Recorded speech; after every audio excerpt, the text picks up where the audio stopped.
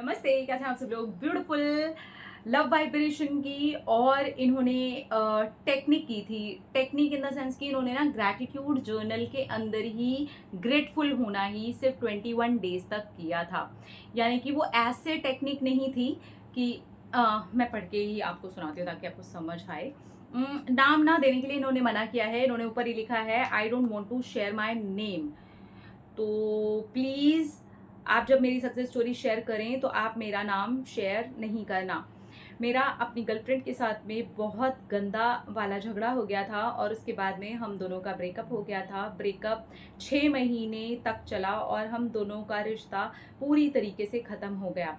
इसके बाद ही मैंने अपनी गर्लफ्रेंड को लव वाइब्रेशन देने शुरू किए और ग्रैटिट्यूड जर्नल के अंदर अक्सर ही ये वाली बात को लिखना शुरू किया कि मेरा और उनका मतलब डैश उन्होंने बनाया, नाम लिखा है लेकिन आगे ये लिखा है कि आप नाम नहीं लेना। उनका रिश्ता अच्छा हो गया है। और मैं इस तरह से अक्सर ही अपने ग्रैटिट्यूड जर्नल के अंदर 2-3 लाइन्स में इसको लिख देता और मैंने ये 21 डेज़ तक किया। अक्सर मैं इसलिए बोल रहा हूँ क्योंकि मैं अपना ग्रैटिट्यूड जर्नल दिन में 2 बार फॉलो करता हूँ। तो कई बार मैं सुबह, तो कई बार रात को, और कभी-कभी जब टाइम मिलता है तो दोपहर में भी मैं अपने ग्रैटिट्यूड जर्नल में कुछ ना कुछ ऐड करता हूँ। तो तीनों में से किसी भी एक बार मैं अपनी गर्लफ्रेंड के लिए ये वाली अफर्मेशन को लिख देता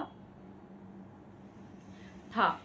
और मैंने लव वाइब्रेशन भी उन्हीं 21 दिनों पर भेजी है। पता नहीं मेरे मन ने ऐसा कहा कि मुझे 21 दिन तक लव वाइब्रेशन भेजनी है और उन्हीं 21 दिनों तक मैं अपने ग्रैटिट्यूड जर्नल के अंदर अपनी पार्टनर से रिश्ते की अफर्मेशन को ऐड करूँगा और उसके बाद मैं इस पूरी चीज़ को छोड़ दूँगा। मैं इस चीज़ के बाद कभी भी रोने वाला नहीं हूँ, परेशान होने वाला नहीं हूँ। मुझे बस उसके बाद देखना है कि क्या होता है, मुझे रिलैक्स होना है, अपने माइंड को शांत रखना है। मैंने बस वैसा ही किया। 21 डेज़ तक मैंने लव वाइब्रेशन भेजा और अपनी पार्टनर के साथ अच्छे रिश्ते की अफर्मेशन को ग्रैटिट्यूड जर्नल में मेरे पास जब भी 21 दिन में और 3 टाइम में या 2 टाइम में टाइम मिलता मैं अफर्म कर देता। तो अक्सर ऐसे चलता रहा, मैंने कोई पर्टिकुलर टेक्निक नहीं की। और इसके बाद मैंने सारी चीज़ों को ऐसे छोड़ दिया जैसे कि कोई अपने हाथ में पकड़ी हुई चिड़िया को छोड़ देता है। मैं बहुत ज़्यादा हल्का और रिलैक्स फ़ील कर रहा था क्योंकि पिछले 6 महीनों तक मैं बहुत रोया था और मैं बहुत परेशान हुआ था। मैंने अपने पार्टनर को हर जगह स्टॉक किया था और उसको ढूँढने की कोशिश की थी, हर जगह से उससे बात करने की कोशिश की थी, लेकिन चीज़ें सही होने की बजाय ख़राब होती जा रही थी। अब मैंने सोच लिया था कि अब मुझे अपने आप को भी फ्री करना है और उसको भी अपने माइंड में से फ्री करना है। बस फिर क्या था, मैं एकदम फ्री फ़ील करने लगा और सारी चीज़ों को छोड़ कर के बैठ गया।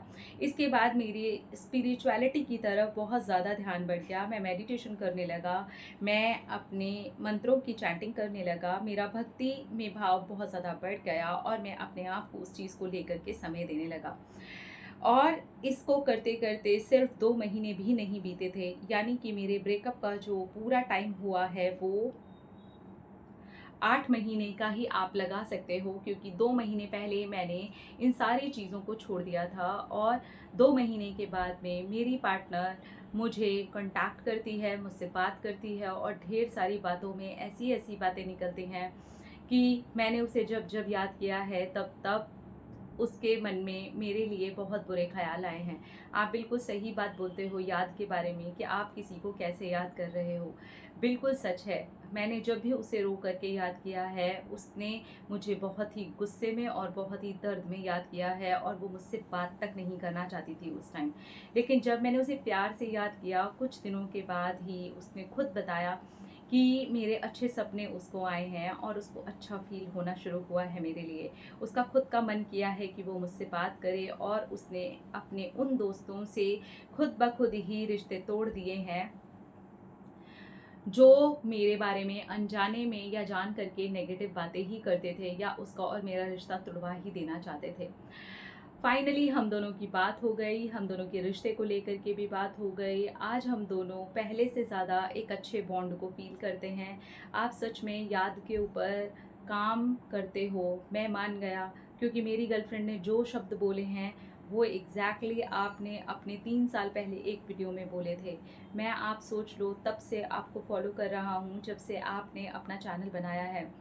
मैं आपको अपने दिल से थैंक यू बोलना चाहता हूँ और ये बोलना चाहता हूँ आपने जो इसके ऊपर ध्यान लगाया है और जो इस चीज़ को समझा है वो बिल्कुल करेक्ट है, क्योंकि ये सचमुच में वैसे ही काम करता है। मैंने एक एक दिन की एक एक बात अपनी डायरी के अंदर नोट करके लिखी है कि मैंने उसको कैसे याद किया है और उसने मुझे पलट करके कैसे याद किया है। ट्रस्ट मी गाइस, ये ऐसे ही काम करता है। सो बी केयरफुल कि आप किसी को कैसे याद कर रहे हो। I love you. अरे बाप रे।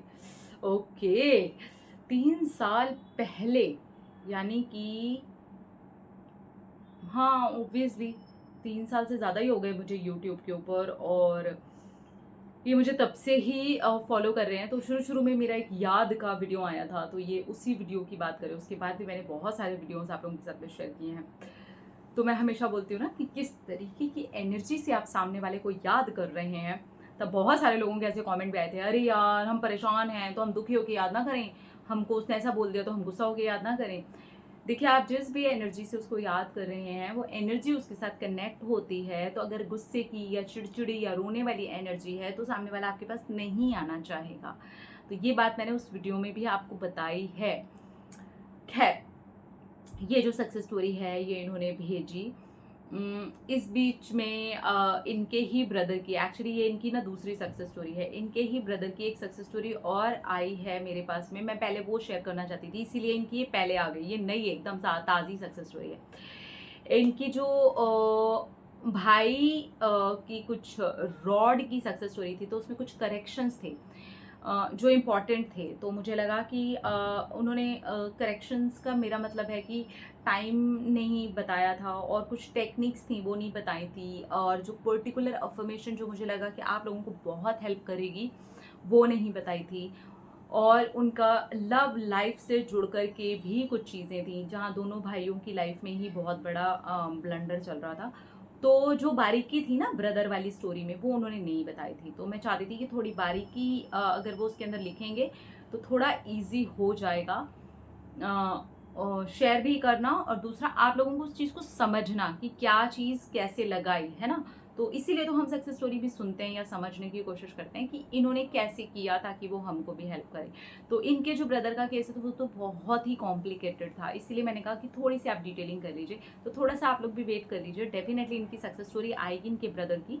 तो जैसे ही वो थोड़ी सी करेक्शन करके मुझे देते हैं ना, या जो चीज़ें ऐड करने के लिए मैंने उनको बोली हैं, जैसे थोड़ा सा कि आप मुझे थोड़ी सी डिटेल बता दो कि आपने कैसे कैसे किया है, क्योंकि कुछ भी डिटेल नहीं है। वो ऐसे रॉड का ये हो गया, वो फटाफट से ठीक हो गए, फिर उनकी वो जो मंगेतर थी वो दूसरी जगह सारा रिश्ता होने के बाद बस ऐसे हो गया। तो मैंने कहा नहीं ऐसे मत करो, ऐसे सक्सेस स्टोरी नहीं शेयर कर पाऊंगी, थोड़ा सा डिटेलिंग तो उसके लिए गई हुई वो सक्सेस स्टोरी, ठीक है। तो शेयर करूंगी, इसीलिए इनकी जल्दी से आ गई है ना भाई। तो आप जल्दी से अपनी सक्सेस स्टोरी देखना, तो समझ जाना कि आपके ब्रदर की आने वाली थी, लेकिन करेक्शन की वजह से मैंने पहले आपकी शूट कर ली। Thank you.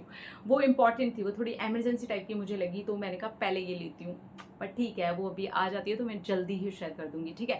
अपने अपना रखिए ख्याल, अपने आपसे कीजिए ढेर सारा प्यार ताकि अट्रैक्ट करिए ढेर सारा प्यार। Love you all.